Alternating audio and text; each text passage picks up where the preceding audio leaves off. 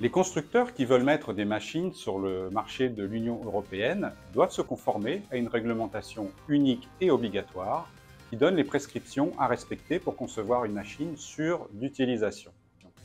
Les constructeurs de machines agricoles autonomes sont concernés, qu'il s'agisse des petits engins spécifiques ou des porte-outils autonomes de forte puissance. Cette réglementation permet aux constructeurs d'endosser seuls la responsabilité de la conception de cette machine, sans passer par un organisme certificateur, c'est ce qu'on appelle l'autocertification. Le constructeur doit dans ce cas faire l'analyse de risques liés à l'usage de sa machine et pour tous les risques identifiés, les éliminer par conception ou les réduire à un niveau le plus faible possible. Alors, il y a une croyance répandue qui laisse à penser que pour une machine agricole autonome, la présence d'un opérateur est requise à proximité de manière à surveiller en permanence la tâche. Or, quand vous lisez la réglementation, cette exigence n'est écrite nulle part. C'est bien l'analyse de risque menée par le constructeur qui va le guider pour concevoir sa machine de manière à ce qu'elle soit sûre et qu'elle puisse en toutes circonstances, 1. Détecter la présence d'un obstacle ou l'émergence d'un danger, et deuxièmement, être capable de réagir dans un laps de temps adéquat pour éviter toutes les situations dangereuses. Donc la stratégie de gestion du risque dépend de la taille, de la vitesse, du poids, de la machine, mais également de la performance de technologies de détection ou de maintien dans la zone de travail. De cette stratégie découlera le choix de conception du constructeur et déterminera si la machine doit être accompagnée d'un opérateur à proximité ou si la machine peut évoluer seule en toute sécurité dans sa zone de travail. Enfin, il est à noter que la réglementation amène un partage de responsabilités entre le constructeur et l'utilisateur.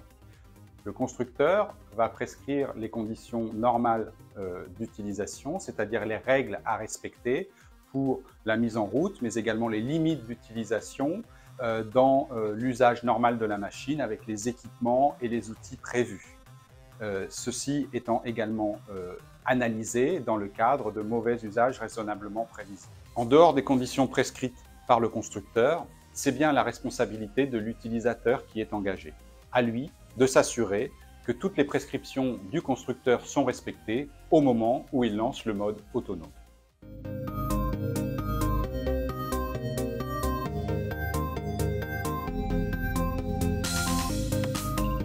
Ce qui est certain, c'est que dans la très grande majorité des cas, le lancement du mode autonome ne pourra se faire que par la présence physique à côté de la machine.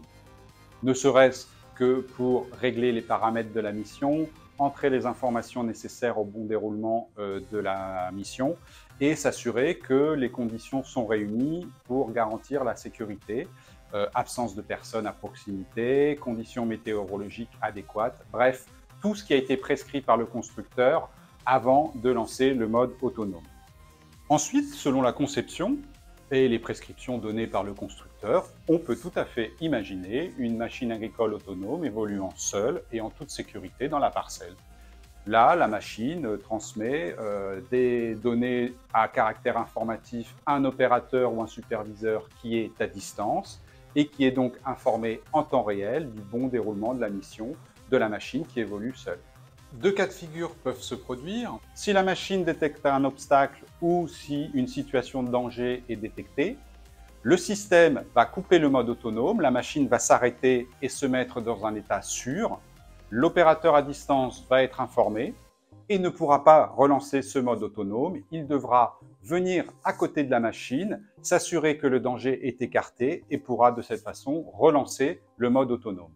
Autre cas de figure, la machine suit son programme de travail naturel, fait une pause, le mode autonome n'est pas désactivé, l'opérateur à distance est informé que la machine est en pause, constatant qu'aucun danger ou situation dangereuse n'a été détectée, peut à distance relancer le programme de travail et la machine poursuivre son programme de travail autonome dans la parcelle.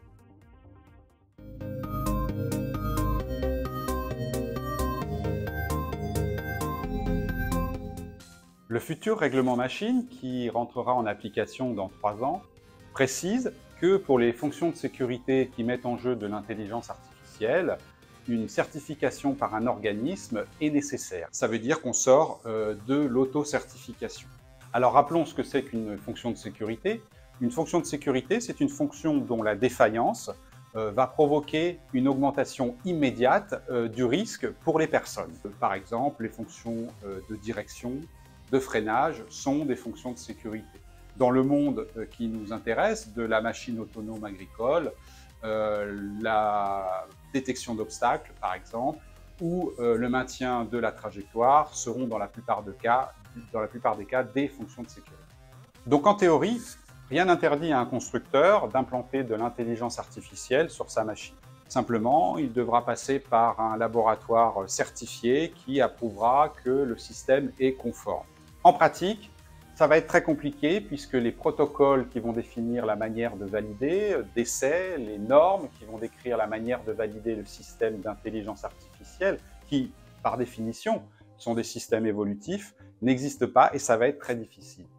Cette difficulté sera d'ailleurs rencontrée également par les services en charge de la surveillance du marché, qui n'auront pas de référentiel sur lequel s'appuyer pour valider et assurer que les machines ou les systèmes sont conformes.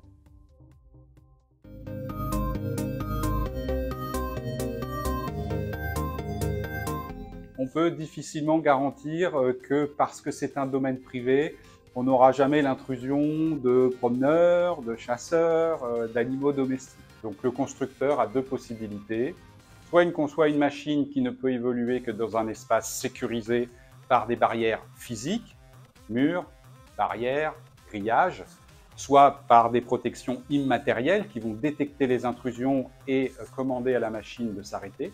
Ou alors, l'autre possibilité, c'est de concevoir une machine qui, d'elle-même, va être capable de détecter les intrusions, les présences, et donc de réagir en conséquence, par exemple, en s'arrêtant.